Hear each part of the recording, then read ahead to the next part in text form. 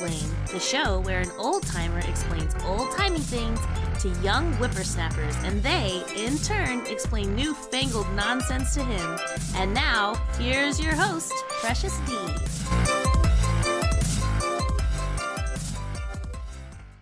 Hello, friends and neighbors, and welcome to the show. I am your host, Precious D. I am the old part of Oldsplain. This is our first episode. We're still kind of working out the premise. Each week, I will explain some old-timey thing to some youngsters, and they in turn will explain some newfangled nonsense to me. I think we're going to have a rotating group of youngsters. We're still banging out the format. But the youngsters that are with me today are my friends Brianna and Quinn. Say hello to the folks, Brianna and Quinn. Hi. Hi, I'm Quinn. I'm Brianna. You can give your full names if you want, or you can remain anonymous, semi-anonymous. They will not be getting my full which is name. probably safer. Or you could use made-up names if you want. Yeah, Nicknames. they don't even know that Quinn is my real name. Your address, your social security number, mother's maiden name. Q-Dog. Q-Dog is here with me. Q-Dog. For the record, folks, I am 56 years old. Brianna, tell the folks how old you are. I'm the awkward middle age. I'm 23. And I am freshly 18. Freshly 18. Freshly 18. New adult, yeah. Now, Just got here. Brianna, tell the folks how we met so that they understand that it's not at all creepy that a 56-year-old guy is hanging out with a 23-year-old girl. We're just running around on the street asking people to... We were all in a production of Much Ado She was About in the Nothing. candy store, and Yeah. I was walking down the road, I had my tricycle and my little propeller hat, and then he rolled up in a white van beside me and was like, "Hey kid, want to be famous? I'll make you famous right now, kid." so yes, doing theater.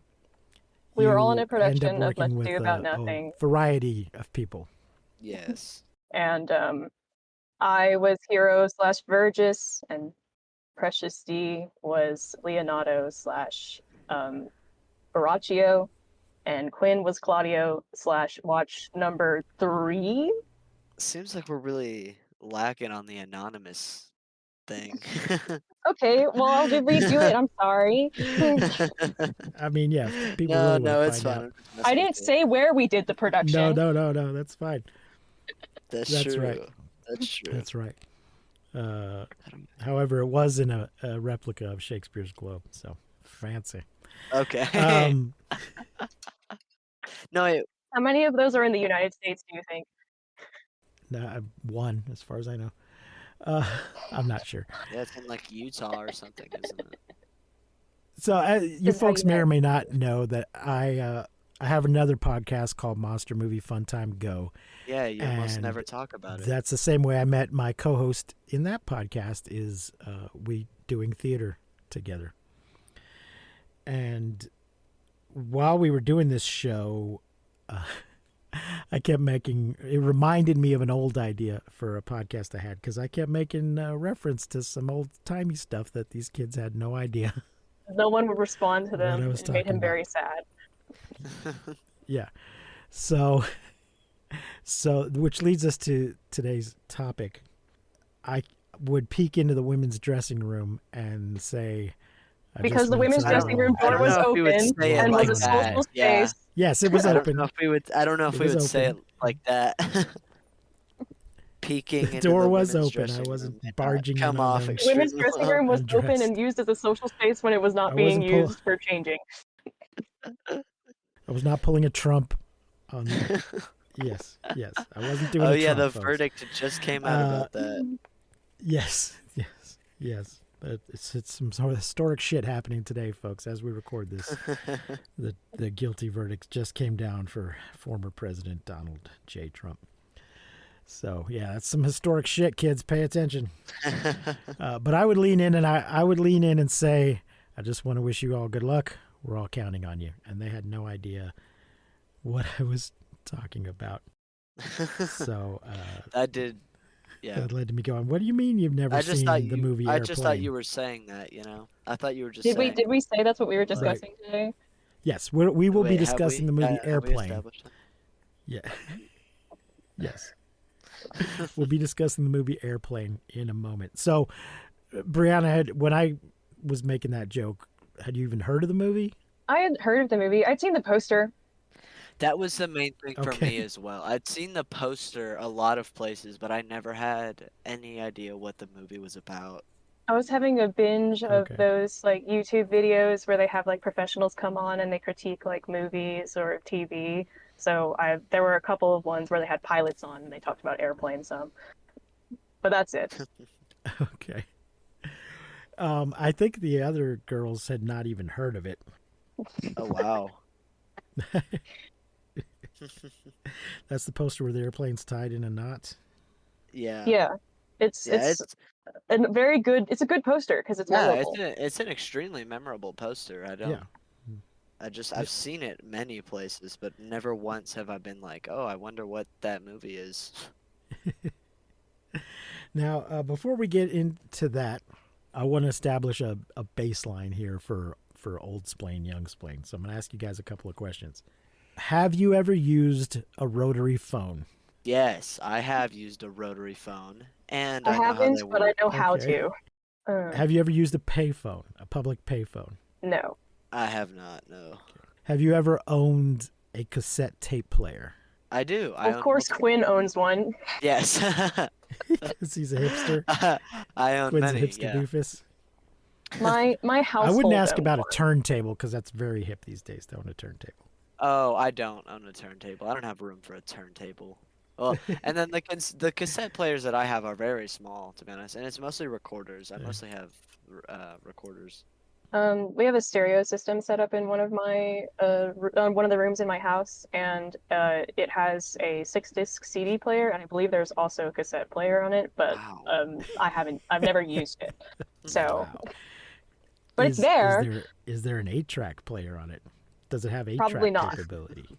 8-tracks sucked. We'll do a whole episode on 8-tracks one day. They sucked. Have you ever called time and temperature? What is that? What do you mean by? Sorry. Okay, I guess that's a no. So before everybody had a pocket computer on them at all times, in order to set your clock, or if you just didn't have a clock nearby, or maybe you just bought a new clock or replaced the battery, there was a number that you could call that would tell you the time and the temperature. Oh. That's kind It of would nice. say something That's like the cool, yeah. temperature is 75 degrees Fahrenheit. At the tone, the time will be exactly 12:52 a.m. or whatever. And then there'd be a little Wonder if beep. It's a strange time to be And I calling. think if you just stayed time on the temperature. yeah, I think if you stayed on the line, it would just continue telling you, updating Huh. you. I wonder if it was just. Did it you was just a ever- person or what? It's just a No, it person was whose some job- sort of a computer. Wow. It was some sort of a recording. Because you only need to record it once. And then you can just let it play on a loop. Oh yeah. Well, you'd have to update the temperature part, though. But it sounded like some kind of recording.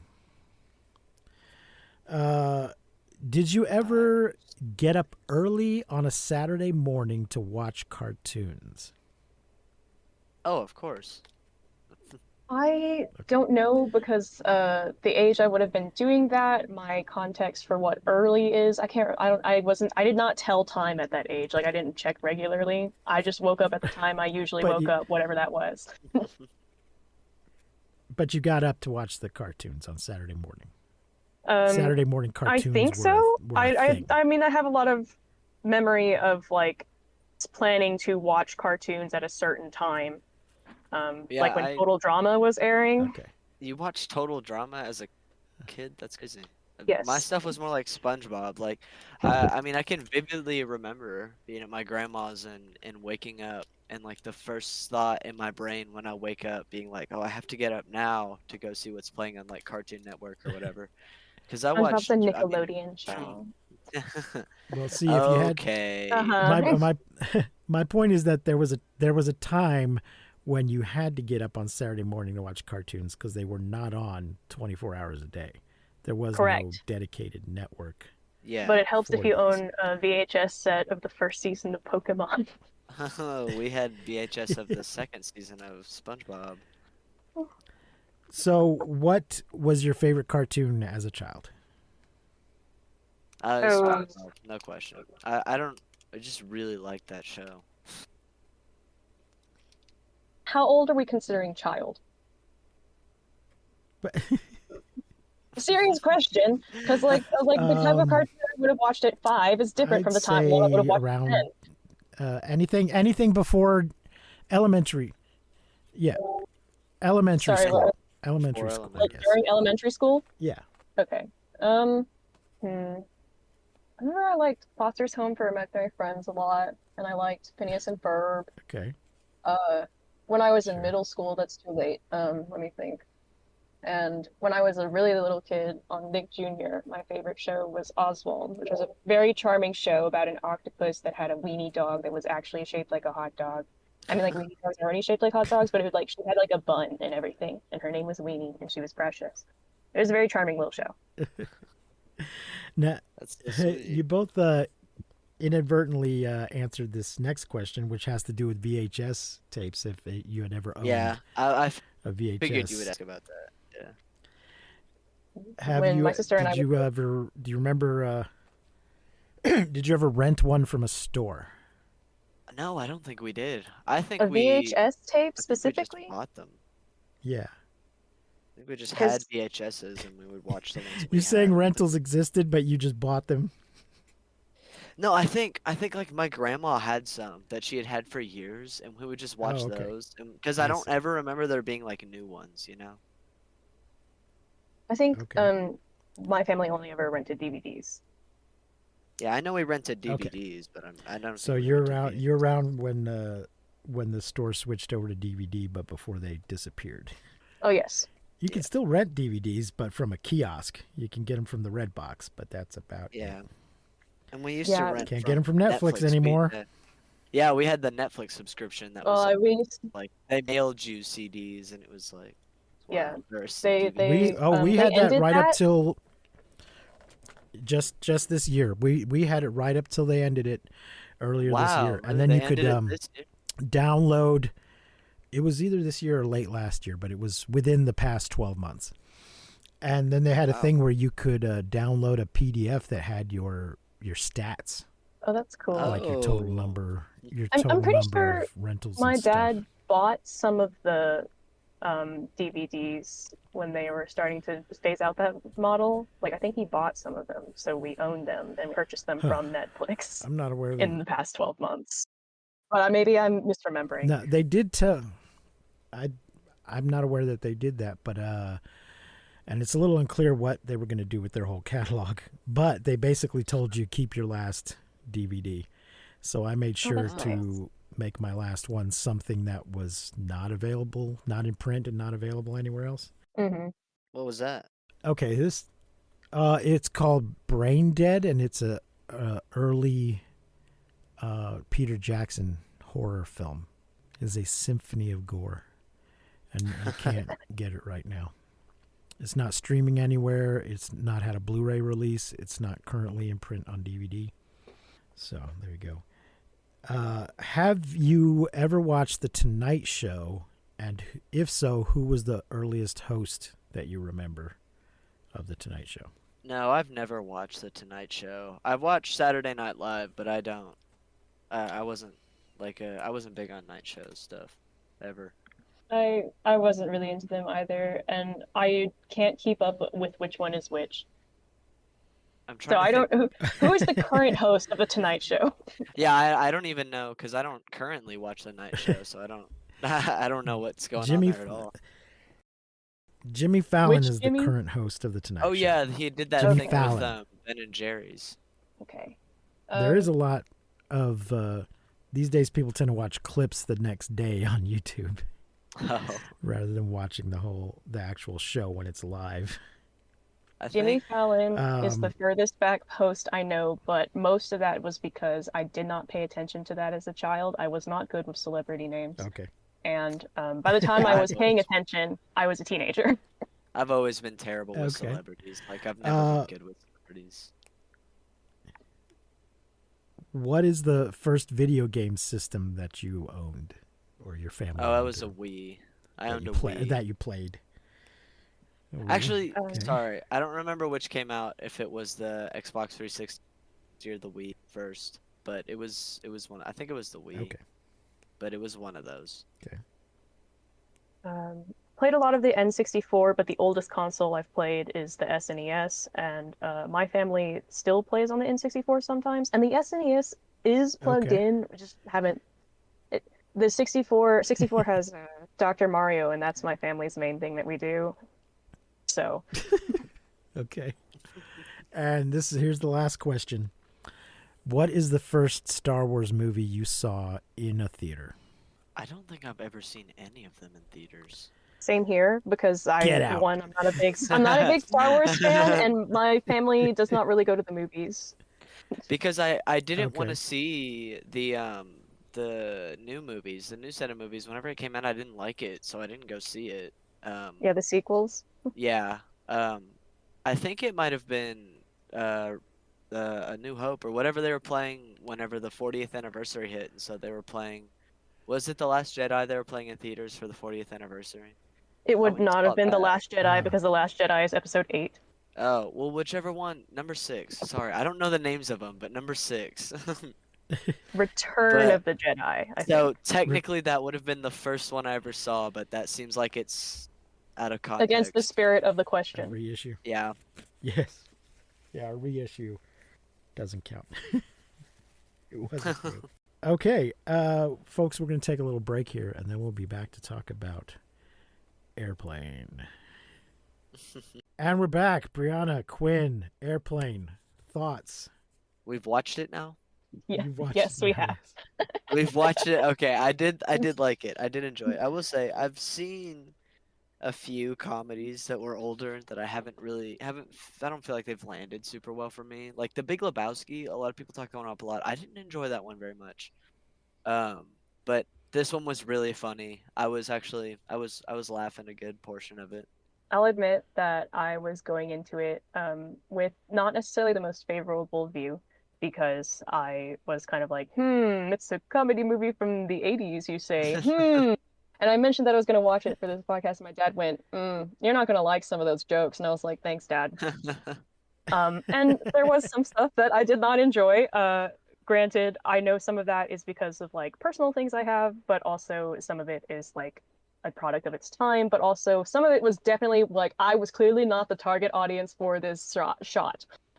Yeah, I do think there was some racist stuff in there, but I was like, oh, what can you do? It was the 80s, you know? But everything else It, was fine. As long yeah, as it wasn't. Which I feel like for an 80s movie, it had What? surprisingly low levels amount of racism, if I'm being honest. Yeah, it's not. It's not. There's some race-based humor, Yeah, yeah, but that's I what I'm wouldn't say referring it's to. outright racist. Yeah, sorry, I And was using a bit and of it's not. herbicide It's there. not. It doesn't have like Porky's levels of sexism. I yeah. think It's Yeah, just a thing of like, gratuitous pair of. There's one gratuitous pair of boobs, but that is not the focus of the movie. oh my gosh, yes, I there is forgot that about that one. scene. Yes, I was writing about how much I was enjoying that scene, and then I was like, and then there's boobs. Great, I'm no longer enjoying the scene, and I'm sad. Just out of nowhere, they just hit you with the full frame shot on this poor woman. There was also another shot that was Yeah, specifically getting and I jiggle physics. I can't remember where, but it was a shot that I took notes about. Oh my gosh. I think there's an alternate cut for television where she has a shirt on, but there's still it's the basic joke that the plane is shaking and it's causing her breast to shake is still there, but Wait, she has there a was I t-shirt must have on. watched the cut that had her with a shirt on because she had a shirt on in the one out. There's one where she doesn't have a shirt on. See, Well, maybe I I'm had misremembering. two different shots. Like the jiggle physics Uh-huh. one was a clothed one, and then the straight bare boobs shot was another shot. There were two separate shots. When was the bare boobs? I But never they saw bare but boobs. they both had to do with plane shaking. I I knew I should think have rewatched so. this before we. Let's see. Because there's the only one I remember is the one where it shows the jello on the plate shaking, and then it goes to Uh-huh. it cuts to this lady, Yes, and she had a shirt on. that is one of them, and then the other one, uh, is after. Does anyone know how to fly a plane? And everyone starts freaking out and panicking, and I thought it was amusing, and then all of a sudden there was a woman in her underwear, and we didn't see her What? face, Okay, No. just yeah. her She just chest. as part of the panic, she run. You're right. She You're right. runs in and As part stands of the panic, she perfectly in front runs of the by camera. with her What? right. No, that It's must have so been. natural. I must have watched like the TV Yeah, version or something because I did not see a scene where that happened. yeah. There was no scene where they asked the cabin if someone knew how to fly. When they're panicking, it's when they're all panicking. Yeah. Wow. Does anyone know how to fly a plane? That was So funny. I this, I enjoyed don't that think part. this is a. If anybody out there has not seen this, this is a particular type of what I call surreal humor, where it's not a realistic presentation. You know, there's a lot of puns, there's a lot of sight gags. People sometimes look right into the camera. I don't think this is the When I first movie to ever do any of that. Monty Python and the Holy Grail certainly. Monty Python and the Holy Grail certainly has unrealistic humor, but this movie, directed by Zucker Abrams Zucker, which is Jim Abrams, David Zucker, and Jerry Zucker, really sort of started a trend of this kind of movie, mostly done by these guys in their this movie, the sequel to it, and then later on in the scary movies. Which eventually, when the Wayans stopped doing scary movies, they brought, I think, one of the Zuckers or Abrams in to direct like Scary Movie 4. They're like, why not just go to the guys that we've been ripping off to direct this? So it's a really, very, very silly, over the top type of humor. the word I saw a lot when I was looking at like criticism was absurd, Uh-huh. absurdist. Yes, that's a good. Hmm. Okay, I but think the that's thing probably a better is, term I than I surreal. really Absurdist. enjoy that kind of humor. Absurdist humor is one of my favorite forms. Like the Beatles Help movie that they made, it's Mm-hmm. 100% absurdist Yeah, humor. It's the only thing that happens. sure. And I think that is one of my favorite movies. Okay, I love where just random stuff is happening and there's not really like whenever he goes, okay, hit the autopilot button or whatever, and he hits it, and it's just that inflatable guy that pops up. I His name's cannot Otto. tell you I cannot tell you how hard I was laughing at Yeah. that just because it was so like it was so just completely wild and out of the blue and it was just happening. I may be biased because that is one of my favorite forms of comedy. That's perfectly fine. Now, for a little bit of context here, in the mid to late 70s, and this came out in 1980, so, right after that, there was a series of successful and popular airport movies. The first one was from 1970, but then there was several sequels, and I believe they just started slapping years on the sequels. Yes, so the first one was 1970, and then there was Airport 75, Airport 77, and then the Concorde Airport 79. Titled Airport 80, the Concorde, in the United Kingdom and Japan, because I guess it didn't come out till a few months later there. These were all like what based off of this movie? No, No, these are the movies that this movie is based off of. Oh. yeah. These are the movies, these were popular movies that is the reason they made this movie.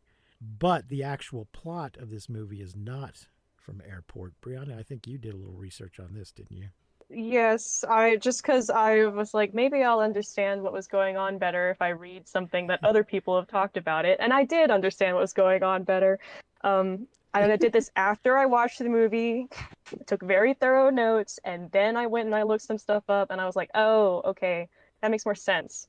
But there was like a list of movies, and let me see if I can I found this article on The Guardian interviewing David and Jerry Zucker with Jim Abrams. And I saw things like Airport 75 was one I saw, and Zero Hour though was like the main thing that they were drawing from, so much so that they paid for the remake Yeah. rights of Zero Hour so they could rip things straight from Zero Hour and then spoof it. Yeah, some of the lines are directly from it. The basic plot is from it, and Zero Hour is from 1957. So I think they were watching it on late night television or something when they got that idea. And also the idea of casting a sports star as one of the pilots Oh Yeah. in yes, yeah, I Zero saw Hour, that. because Elroy Crazy Legs Hirsch was in Zero Hour, so that is why Kareem Abdul-Jabbar is in this movie. Crazy Legs was a football player, not a basketball player. Were you guys familiar with Kareem Abdul-Jabbar before you saw this? No, not in the least. But Okay, as soon so as the some of kid that went. said, as soon as he said, "I know you from basketball," I was like, "Wow, that guy does look like he would play basketball." Yes, I had heard his he name before. I'm not familiar. I don't follow sports enough to like be super familiar with it, but I think if you had asked me who he right. was, I would have been able to tell you he was a basketball player. Yeah, So I Okay, I recognized his had so to yeah, name. look I up some of was a like, that. while oh, ago. okay, that Right. must be the actual Kareem Abdul-Jabbar. And I Yeah, was, yeah, and I'm like, this is the joke, is that it actually is him, but he's saying no, and yeah. yeah. So some of that was a little lost on you, but you managed to figure it out. Yeah, Mhm. He's still around, and he's written he some still plays books. basketball. He, he he doesn't play professionally, but he probably still plays. Sometimes you see him on the news as a commentator. Uh, He, I think his degree is in history, and he has written a few books. Some of them are fiction. He's written some books about Mycroft Holmes, Sherlock Holmes's older brother. yeah, Mycroft Holmes. With That's he's interesting. yeah, he's co-written two or three books about Mycroft. So he's quite a guy. Got and had Yeah, quite a that is an odd thing varied for a career, basketball player to go long and into. varied career. This is also the Are they any movie that good? Do you turned know? Leslie Nielsen. Yeah. I've got. I think I have audiobooks. I might have a print one of the first one Yeah. because I was working at a bookstore when it came out. Uh, Ooh. but this is also the movie that turned Leslie Nielsen from a serious actor Into a comedy actor. into a comic actor, and he never looked back. And he can, yeah. After this, he just mostly started making this kind of movie, like the what do you call it, Naked Gun movies. First, he was on a TV show called Police Squad, and then they spun that off into a series of 3 movies. See, that was the thing I had heard about going into this movie was the Naked Gun stuff. Okay. I had been told about that by Yes. people when they heard I was gonna watch Airplane, and they were like, "Yeah, it's kind of Okay. it goes into this or whatever." Unfortunately, those movies co-star O.J. Simpson. May he rot in hell. And so yeah, another athlete making movies, That's among what they other things. do. Yeah. That's what they did in So the 80s. Man, yeah. it's just what they did for kicks, you know? Do they not still do that now? Didn't Now they it's have like all that 80 for Brady movie or something? I watched that movie. Yeah, yes. 80 for Yeah. Brady. Yeah. Yeah, but I that's I about him, watched it. you know? He's Yeah, not I he's just in it, like but see. he's in just it playing as like himself. a side character, you know? Mm. All the wrestlers on film now. Nowadays it's A bunch of wrestlers that wrestlers and all all that shit. all the Yeah. wrestlers Yeah. going into movies. Yeah. Yeah, oh my gosh. But wrestling's all it's there's a lot of acting involved in Well, wrestling yeah, anyway. So. and I feel like it's also it's a double cross thing because like a bunch of wrestlers are going into acting, but also like a bunch of other influencers are like going into wrestling. Like every like Logan Well, Paul or that's I whatever, like mean, a bunch of No, no, Logan you Paul's doing know, boxing. There's a difference. sorry. Sorry. former real estate mogul and convicted felon Donald J. Trump has done a stint in wrestling. So Oh, there you go. interesting. You never know who's Can you gonna show up imagine? Can in you the ring. imagine stepping out onto the ring and it was just Donald J. Trump right in front of you? That would be nuts, man. That would be crazy. Oh my. Like I don't know who you're expecting to see when you go in for a wrestling match, but it's not him. Yeah. What were some of your favorite parts of the movie? Well, like I said, I did really like the Arab guy. I loved the part when the guy hailed the taxi and he pulls up the car onto the curb and then he just hops out and never comes back. And we just keep getting cuts of this guy throughout the movie, just sitting And in the this end credits taxi. scene. Yeah, just like Yeah. still sitting in this taxi. I love that bit.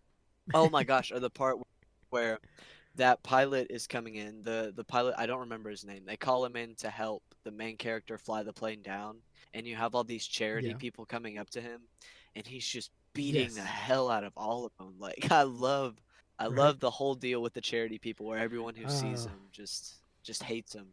Uh, Johnny Hinshaw was my favorite character. I loved him from Do you want oh. some coffee? And he says, No. Johnny, how about some coffee? And he says, No, thanks. Yes. And then he proceeded to Yeah, have excellent yeah. line delivery from there on. Oh my gosh, his character just every scene he was in would just get more insane. Like it was that absurdist thing. Whenever they were like to the tower, and he goes to the tower, Rapunzel. That was Rapunzel. so like. I mean, if anything, I'm gonna quote from that movie. It's gonna be that for sure because There's a oh my sale god. at Penny's. Yeah. Oh I think yeah, this. the one I quote the most, I think, is well, I can make a hat or a brooch or a pterodactyl. That makes sense. That's probably the most versatile one. That's true. Yes. Yeah. Johnny, what do you That's make the of thing. this? I was thinking about He's when I great. heard that quote. I was like, "Oh, when am I gonna be able to use that?" He sadly died of AIDS-related complications in 1986. So Oh, wow. his career was very short. It's hard to. He was in Airplane 2. Airplane 2, the sequel, is what it's called. Yeah. Is it? How is that Um, one? it's good. If you enjoyed this one, you will enjoy that one. Absolutely, I Right. recommend it. He had a couple of small things after this, but obviously he was diagnosed in '84, died in '86. So who knows if what kind of career he might have had if he had lived longer. But he's definitely a high point of this movie. A lot of the other actors were serious actors who did not fall into never doing serious shit again, like Lloyd Bridges and Peter Graves and Robert Stack. They all had serious careers and then continued to have serious careers after this. But I think those were all the right choice, to get guys who look serious and would play it Yeah. straight. Mm-hmm. One Johnny was enough. You got Johnny just yucking it up, and then you got everybody else playing it straight, and that was the Yeah. way I to will go. say another bit I really liked was the doctor, and they would ask, what did she say at some point? She went like, "The hospital, what for?" And he went like, "Oh, it's a building that The houses sick people."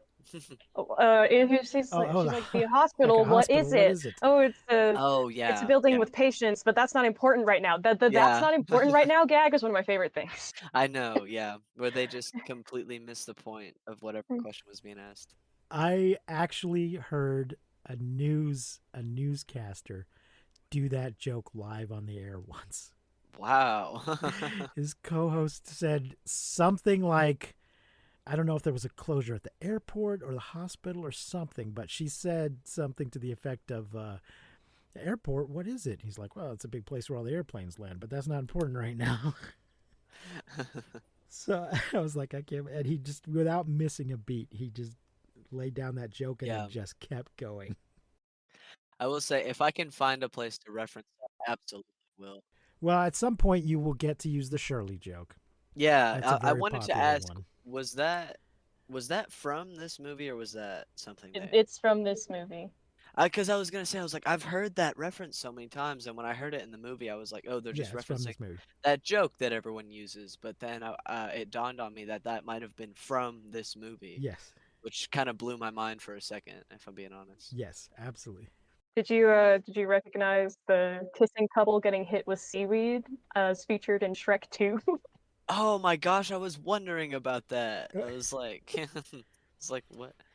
Apparently that was That like a common Did gag at Shrek the 2 time though, steal because that there were a joke? lot. No, Shrek 2 does it.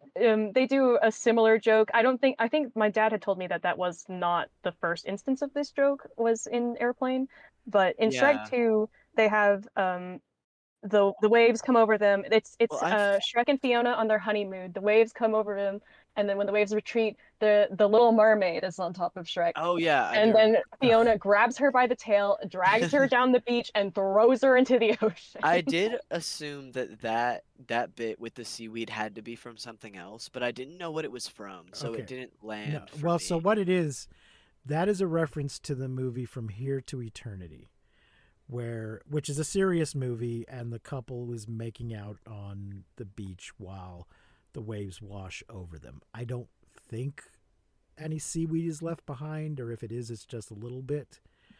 So as Oh, far but as I this was know, like a Airplane's the more first one to make a realistic joke take. out of that. Yeah. Yeah, Yeah, my dad yeah, could yeah. be misremembering and just like remembering this gag happening a lot, but maybe Airplane was the originator of it. Yeah. It is referring to another movie. Oh, I Mhm. see. Do either of you know who Barbara Billingsley is? I was just telling you how terrible I am with names. You're gonna have to. She's the jive lady. Oh, Excuse me, that's where stewardess. I've I heard her speak name jive. because I read one article where they mentioned her by name. Um, but no. Okay, so she's kind of a bit of stunt casting. She was the mother on Leave It to Beaver, which was a very it was a Yeah. sitcom from black and white days from 1957 to 1963 was Leave It to Beaver, and she was June Cleaver, the mother on the show. Anybody watching this movie would have either grown up watching Leave It to Beaver or watching reruns of it on afternoon television and would know who she was, but she wasn't doing a bunch of stuff at the time. So the idea of getting, Mrs. Middle America suburban housewife to come in and speak jive, to get June Cleaver to speak jive, was part of the joke of not just that this lady was doing it, but who the specific actress was. It's a cameo. So, and yes, and I think she does a great job with it. And there's a real sport in that scene. Brother, don't worry I about had the read getting that low. the lines that the men were saying were not like written in the script because they came in and the directors are kind of like, we have this, and they were like, can we just do our own thing? So the two male actors They came up thought with most of the it wasn't actual authentically lines. jive enough. No, they were just kind of like, we're just gonna do our own thing, and Yeah, that makes sense. then apparently they coached Barbara Billingsley, if I said her name correctly. They like had to like coached her through how to say what she was going to say. Wow, I Right. want to see what they That's had great. written I for love it. that. I want to see what they had written because I feel Right. like that It must have the just. way I read it, it was like very clearly like kind of a cop out where they like were like, so this is what the joke is meant to be, but this is all we could produce. Right. And then they stepped I in think and they were like, okay, we that's got it. best though. Yeah. That's the right decision to let the people who actually know just do it, Oh, and it makes Do the it absolutely. thing. authentic. Yeah, because that joke was wonderful because they would talk Yeah. and I didn't have a clue. Didn't have a clue, man. I mean, I could tell It was the main hilarious thing when was like not being able to hear what they were saying clearly. Like when I turned the subtitles on and then I could understand what they were saying, and I was yeah. a little peeved at the translations because I was like, these aren't accurate translations. But But yeah, they were cursing in half of them. Like I remember at some point he goes like shit, and then the little translation just says golly.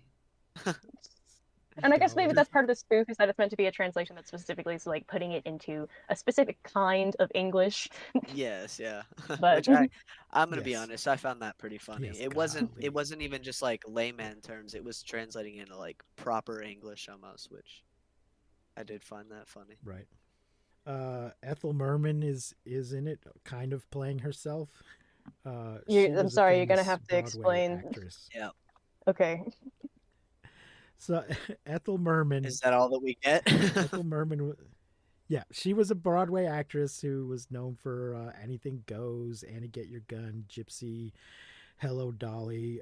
She specifically sings a piece of a song from Gypsy, and she was just known for her big, belty, booming voice. And she is Lieutenant Hurwitz, who's in the hospital because he thinks so the joke is that Lieutenant Hurwitz thinks he's Ethel Merman, and then Oh, it actually Oh, is that part. Ethelman Yes, I remember that. who Yeah. gets up. Yeah, They're sitting in the hospital and they're like, yeah. yeah, he thinks he's found the tunnel into the secret entrance or whatever, and then it shows the guy in bed, and then it's like, and then Lieutenant, he thinks he's this Broadway actress, and then it pans over and there's just this lady singing.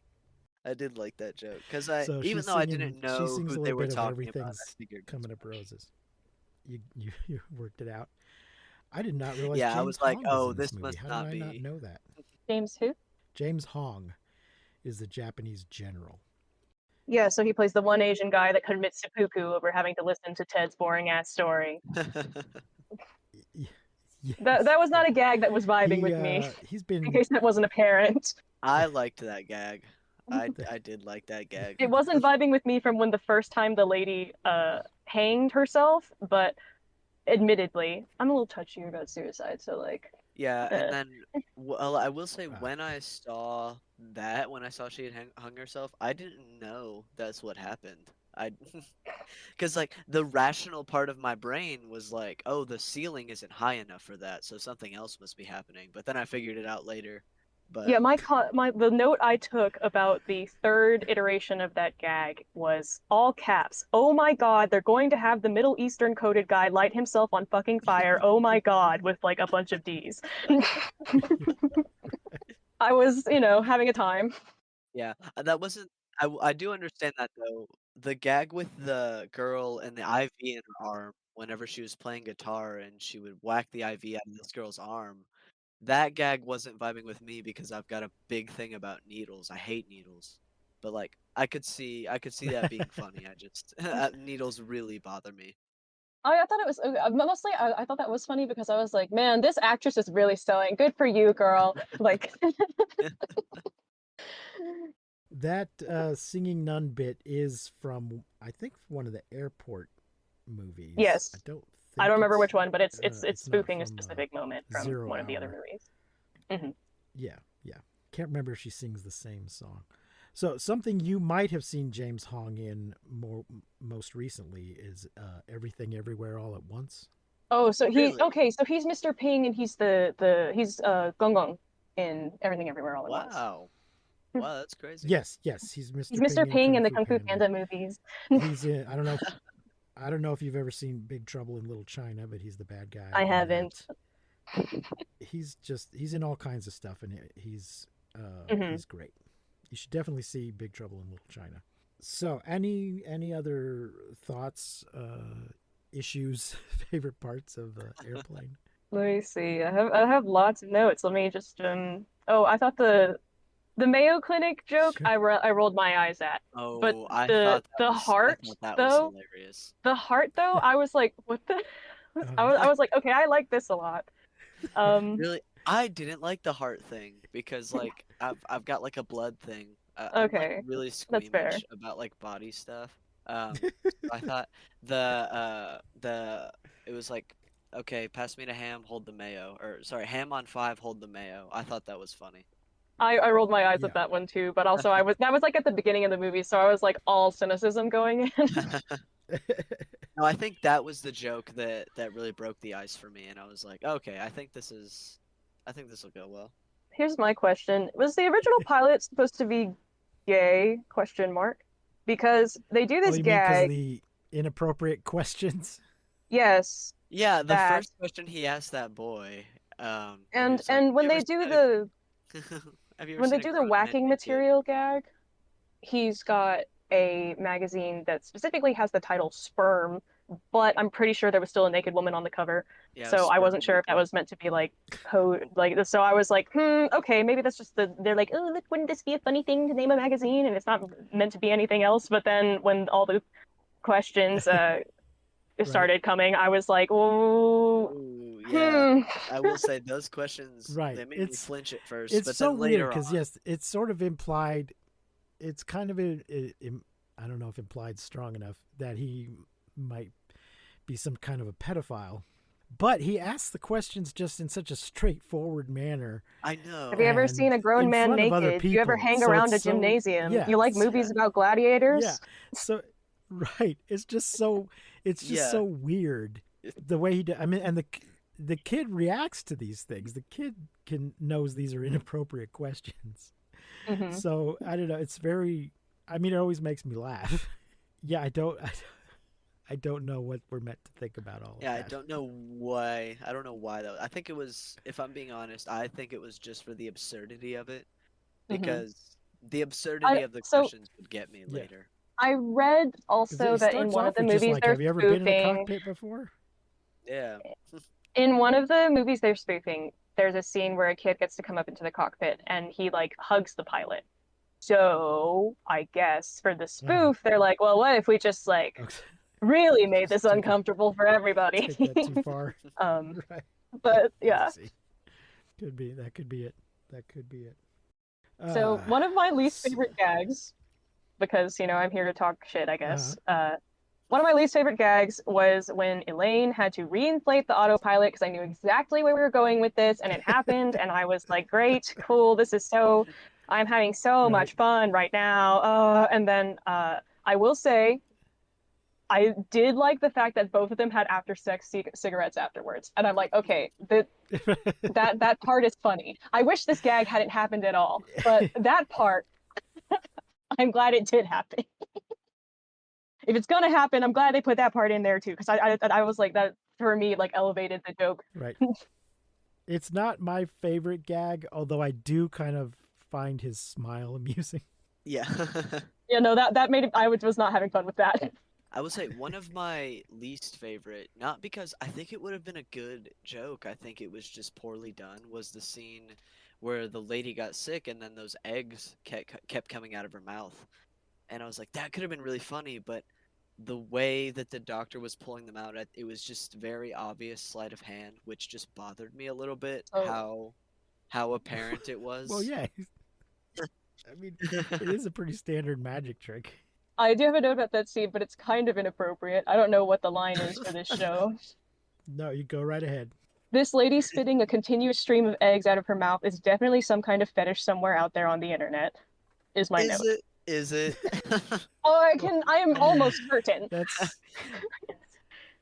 I what feel like there's a name for that rule. It's rule something. What's the Rule rule? 42. Rule 34. Rule 34 is Yeah, that I think anything on that's the anything if it rule exists, there's 34. porn of it. That's the joke. I Um, thought that was I thought it was Yeah, 42. and Is it's it somebody's 34? into Am I it. just Somebody remembering? somewhere is 34 into it. is the is 34 is the porn one.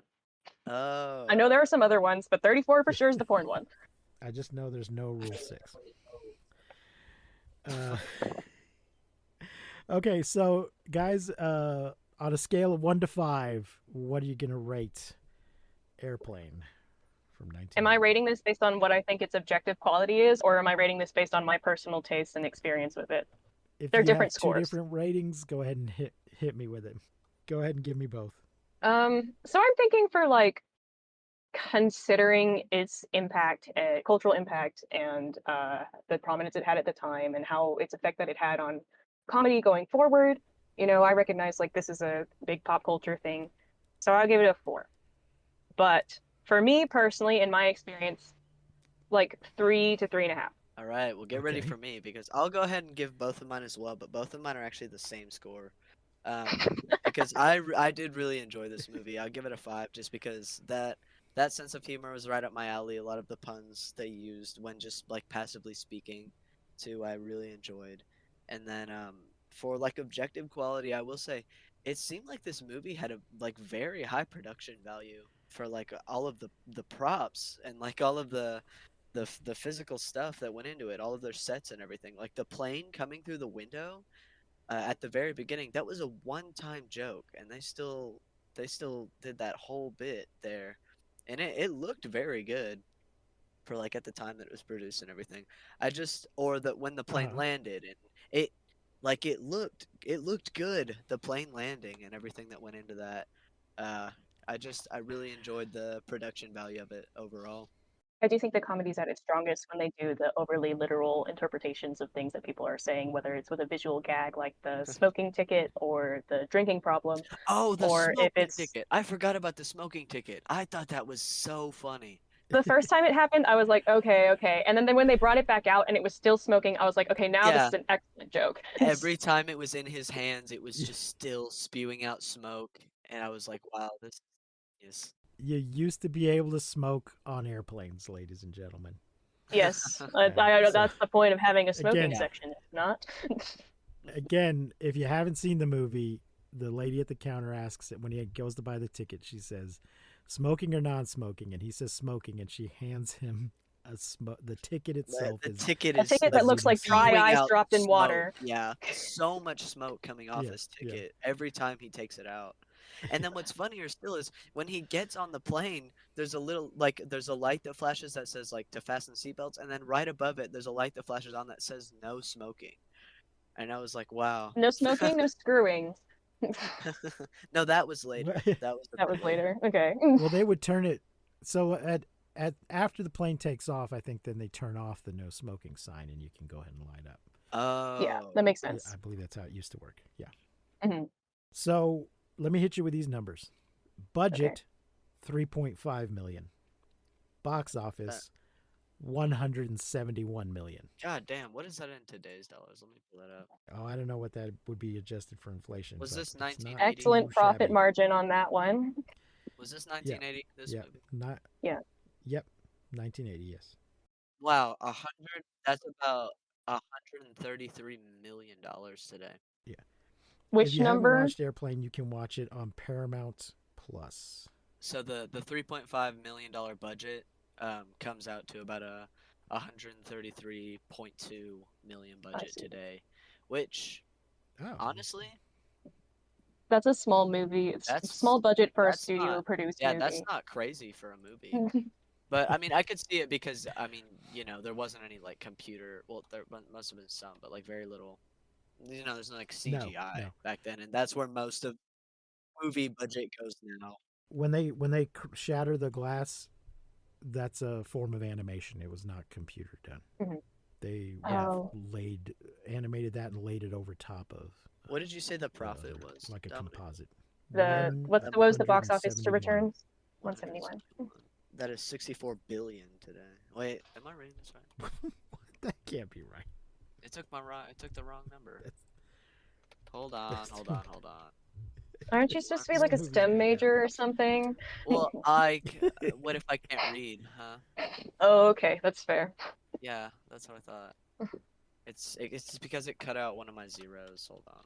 You keep talking. Oh, all of the Apparently this is gonna take me way too long.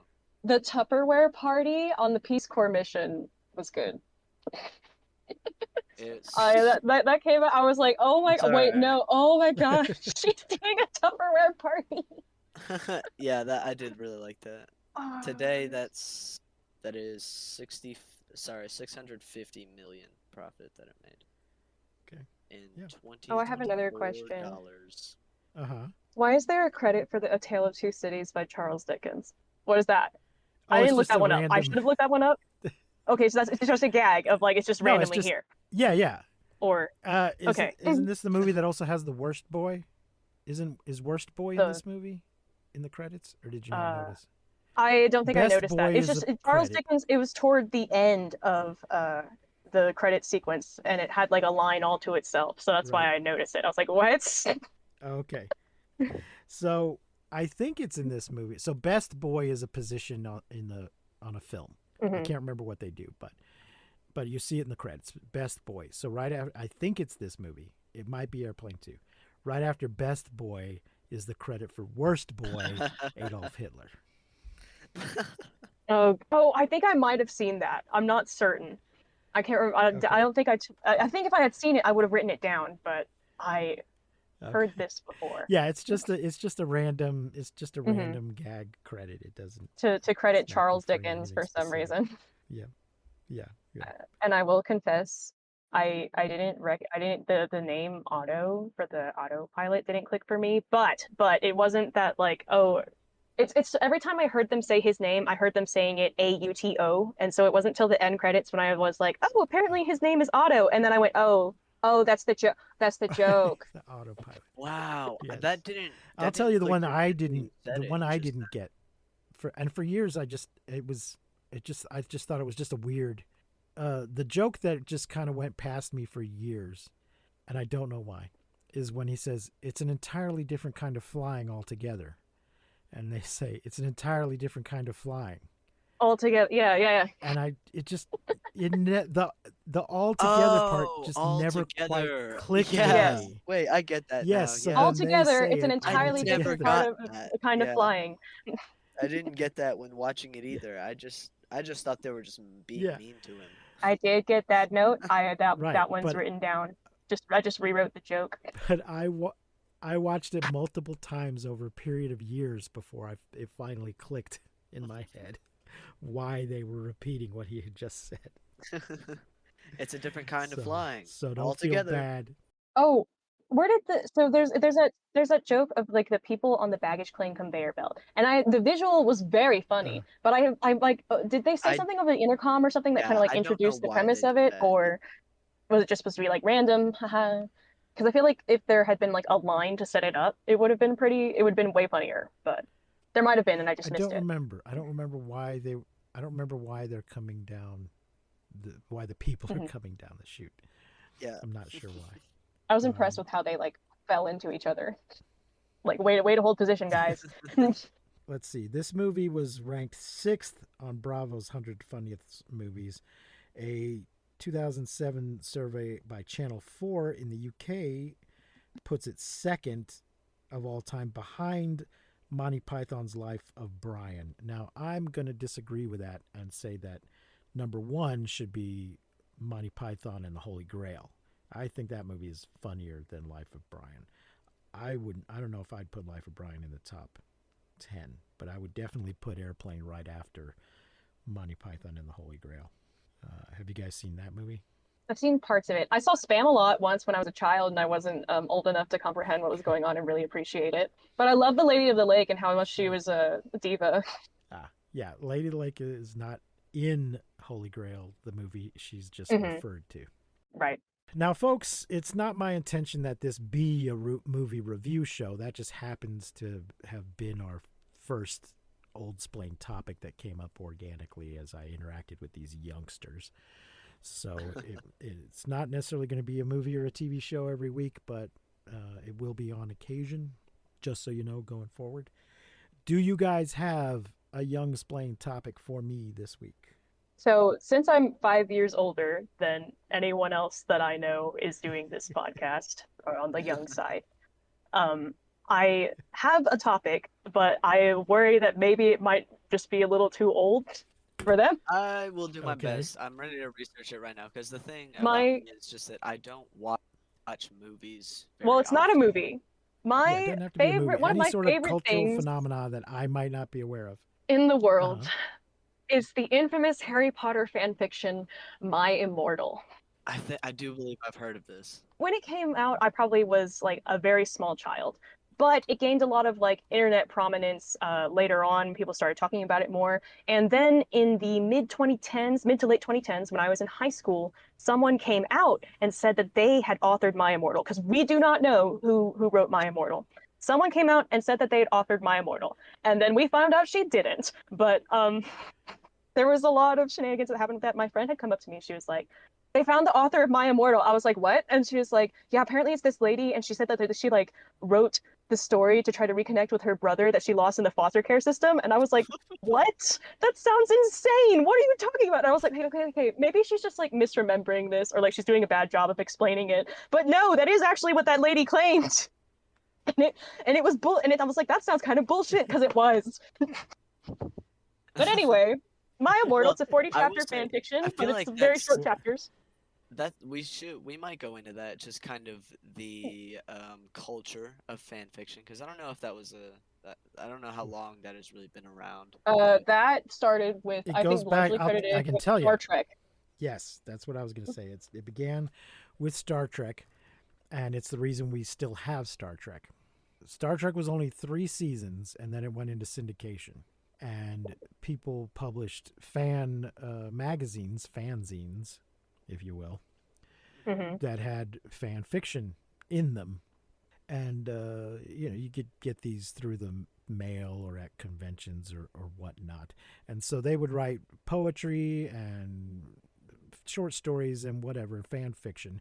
It is also what is responsible for the subgenre of slash fiction, Kirk/Spock stories in which Kirk and Spock have a Are gay for each romantic other. relationship. Yeah. Which I feel like that there's is a the more whole modern. Like generally speaking, that is how the term fan fiction is used. Is generally referring to slash fiction now. Whenever yeah, I it's hear not Most about of it, it's the not most all that. prominent examples, That I usually. absolutely, I Yeah. never hear about normal like people just writing. Well, there's standard 50 Shades stories. of Grey, and there's Cassandra Clare's Mortal Instruments trilogy, which both started Oh, as what fan is more I fictions. didn't what was Mortal Instruments fan fiction of? Okay, well, so Go on, Mortal tell us. Instruments Youngsplain to was me what that is fan fiction of. from what I understand, I never consumed Mortal Instruments. But from what I understand, it's based off of she used to be really big in the Harry Potter fan fiction community. So, like she was like famous as a Harry Potter fan. She was like big Okay. deal on to the point where like there was one lady that faked like 56 identities just to get into the same social ranking as Cassandra Clare. Anyway, Cassandra Clare, famous for Harry Potter fan fiction. I think she was, I don't know who she shipped Ginny with, but I believe she was not very much into Harry and Ginny as a couple. I think the way Mortal Instruments shakes out, I think she ends up with the equivalent of Draco, maybe? Question mark. I thought it But was I an don't. incest thing. I thought it Hmm? ended up being an incest. My Oh, Mortal well, okay, Instruments. I'm getting there. The Oh, sorry. title, Sorry, I don't want to spoil it. the title is The Mortal Instruments, and she had used this title specifically of all the fan works she made, the title she chose to reuse for her big debut novel stuff was the title she had for her Ron Ginny incest fan fiction that she wrote. And I something about the way I haven't like Ew. consumed a lot about this, but the way that it was framed to me, it seemed almost as if it was like almost like a spite thing versus like something she was Yes, genuinely into. that's what I've heard about. That's what I've heard But about I it. Yes. don't know. I don't know what's in her heart, and I only like know a few people's interpretations of these events. I was not there, so that sort of thing. And I believe that the incest version of that remains like one of the most read Harry Potter fan fictions, which is just Well, like hilarious. it's just you It's know you hear about that, and you're telling me you're not gonna like at least kind of want to see it. Like how could this no. possibly exist? And you read it, it's like, oh my god, this is real. It's real and it exists. Oh my god. I feel like My Immortal has to be topping that though. My Immortal's a classic. So you're saying Mortal Instruments kind of start out as Harry Potter fan fiction? Yes. Okay, because I'm not seeing the direct connection there, but I could see how Um. Again, she just having not started consumed, writing is.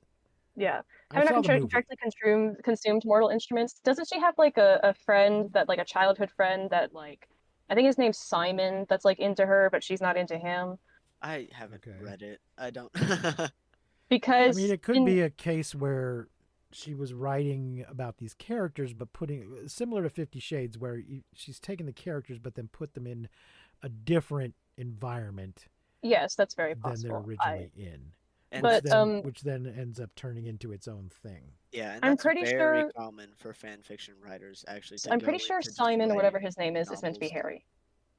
Because at least one adaptation Okay. that they did of it, he's got dark hair and glasses.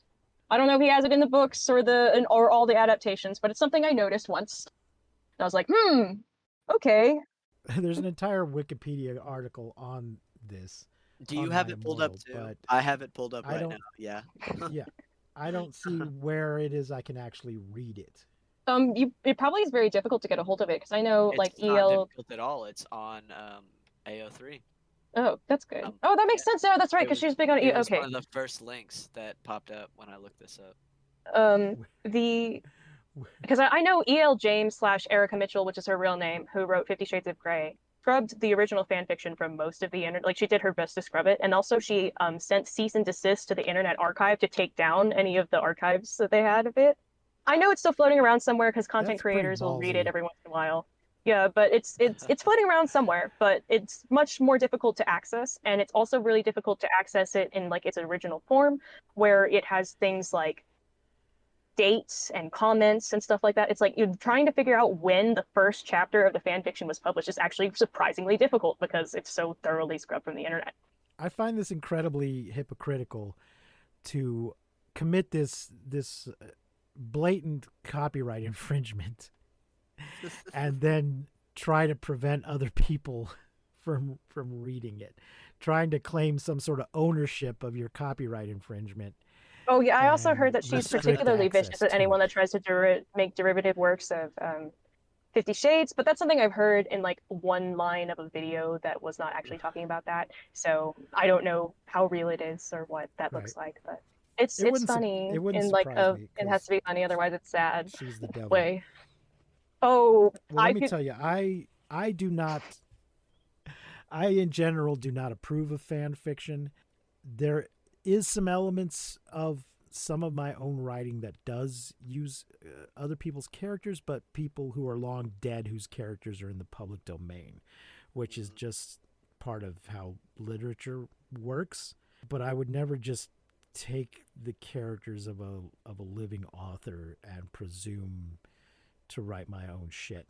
Just now, it's one thing to be inspired by something, but just change the names of the characters and put them in a different setting, and then you're writing Mortal Instruments instead of Harry Potter and his best friend screw his sister or whatever. Well, the thing is, one of the reasons that works so well is because if you put in your own characters, you're like working off of your own like fandom, you know. But if you use like Harry Potter and all that, there's a massive group Insta of people. Audience. Yeah, like there's people who will read that right off the bat just because of those characters, and so. Sure. Yeah, I'm sure. But I mean, it's great to have a massive audience, but if you're not making money at it, then what's the? I mean, I guess you would maybe get some artistic satisfaction. Well, I mean, like Cassandra Clare got herself a massive Harry Potter fan fiction audience and got herself a book deal, and then movies. Same for Miss Erica Mitchell over there. Yeah. Right. And Anna Todd from Wattpad and the After series. I don't think that they should have. I'm not necessarily saying that I wish I think that's a great thing or whatever, but I am saying it is a pathway that clearly can and has worked. The After series, though, as bad as it may be, I don't know, I haven't read it. That's a different kind of fan fiction that is not. That's self-insert. She's not taking literary. And it's real people, but it's not literary characters. Yeah. She's based her characters on real people, but their actual personalities and behavior does not necessarily resemble the real people at all. Just I am fascinated by the fact that you have more moral objections to a fan fiction of fictional characters than you do have to fan fiction of real people. I am fascinated by this. This is not a take I've ever heard before. I suppose when she first, I think when she first wrote it, well, first of all, public figures are fair game. Public figures are fair game for one thing, but it's not a copyright infringement to say I want to bang Harry Styles. You're not infringing on anybody's copyright to say I imagine banging Harry Styles.